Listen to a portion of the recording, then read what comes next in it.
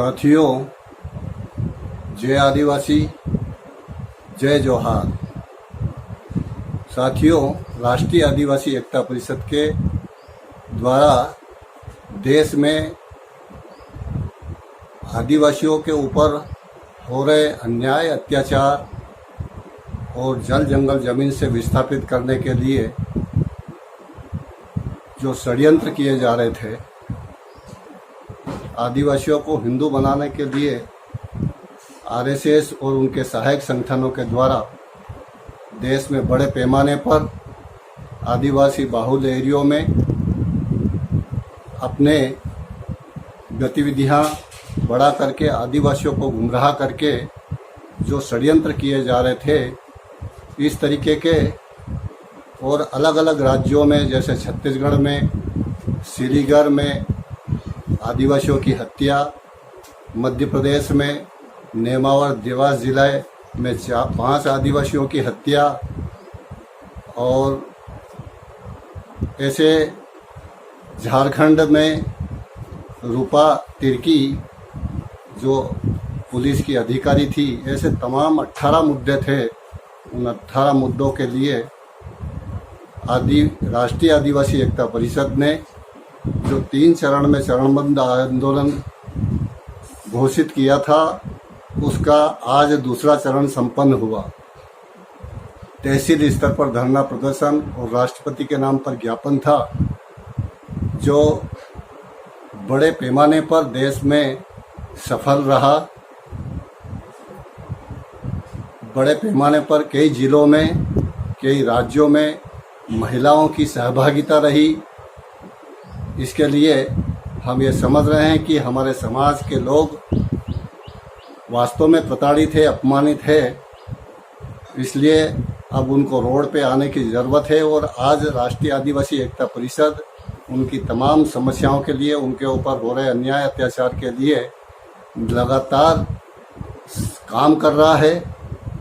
आज राष्ट्रीय आदिवासी एकता परिषद के ऊपर भारत के तमाम आदिवासियों का विश्वास बन गया है कि राष्ट्रीय आदिवासी एकता परिषद ही हमारी मूल समस्याएं, हमारे ऊपर हो रहे अन्याय अत्याचार, चाहे वो विकास के नाम पर जल जंगल जमीन से विस्थापित करने के हो, या पर्यावरण संरक्षण या जानवरों को संरक्षण करने के लिए काम हो, या अतिक्रमण के नाम पर आदिवासियों को जल जमीनों से विस्थापित करने का षड्यंत्र हो, उसकी लड़ाई राष्ट्रीय आदिवासी एकता परिषद पूरे देश में लड़ रही है और खुल करके दुश्मनों का सामना करके उनके षड्यंत्रों का पर्दाफाश कर रही है।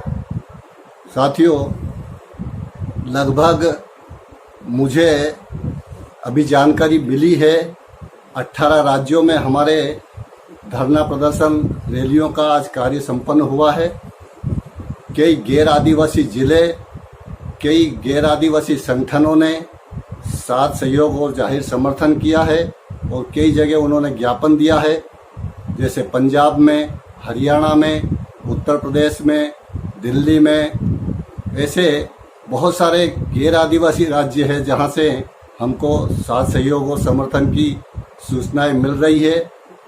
मैं उन तमाम SC, ST, OBC और माइनॉरिटी के जो साथी लोग हैं, जो पिछड़ी जाति समूह से बिलोंग करते हैं, उन सभी को धन्यवाद ज्ञापित करता हूं कि उन्होंने इस आदिवासियों के चरणबद्ध आंदोलन में बढ़ चढ़ करके हमारा साथ सहयोग दिया है। साथ ही इस राष्ट्रीय आदिवासी एकता परिषद का धरना प्रदर्शन का जो कार्यक्रम है, लगभग 1.5 महीने पहले से घोषित था।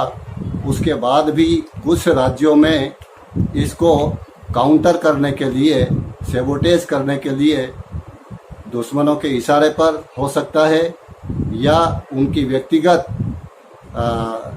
वर्चस्व खत्म होने की स्थिति में, क्योंकि बहुत सारे संगठन ऐसे हैं जो सिर्फ समाज को गुमराह करते हैं छोटे मोटे, उसमें अपने व्यक्तिगत स्वार्थ में, और उनकी समस्याओं का समाधान करते नहीं हैं। ऐसे संगठनों ने काउंटर करने के लिए, जैसे राजस्थान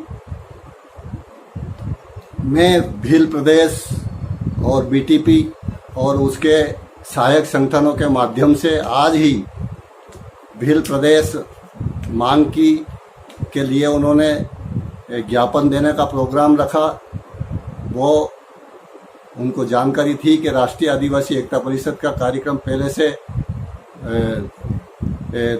निर्धारित है, तो आज का दिन चयन नहीं करना था और आज का दिन उन्होंने चयन किया है।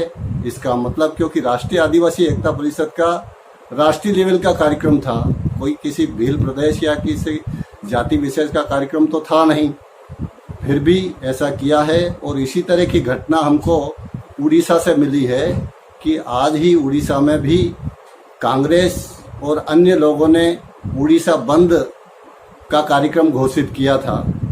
उसके बाद भी हमारा कार्यक्रम उड़ीसा में बड़े पैमाने पर सफल रहा है। आज ये देश में राष्ट्रीय आदिवासी एकता परिषद के दूसरे चरण का धरना प्रदर्शन और रैली का जो कार्यक्रम सफल किया है, उन सभी लोगों को मैं धन्यवाद देता हूं।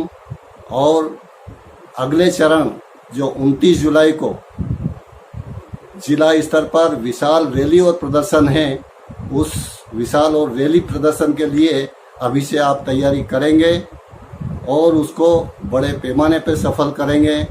इसी उम्मीद के साथ जय जोहार, जय आदिवासी।